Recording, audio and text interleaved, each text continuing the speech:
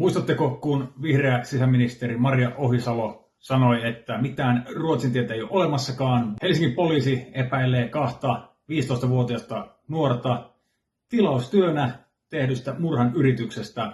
Näillä on kytkös Ruotsin järjestäytyneeseen rikollisuuteen. Nämä nuoret oli ulkomaalaistaustaisia. Siellä oli Somalian, Irakin, Suomen ja Kosovon kansalaisuuksia.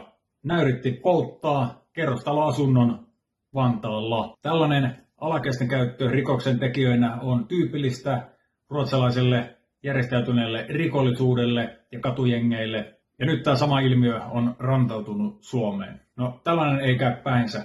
Onneksi tällä hallituskaudella on kiristetty katujengirikollisuuteen liittyviä lakeja.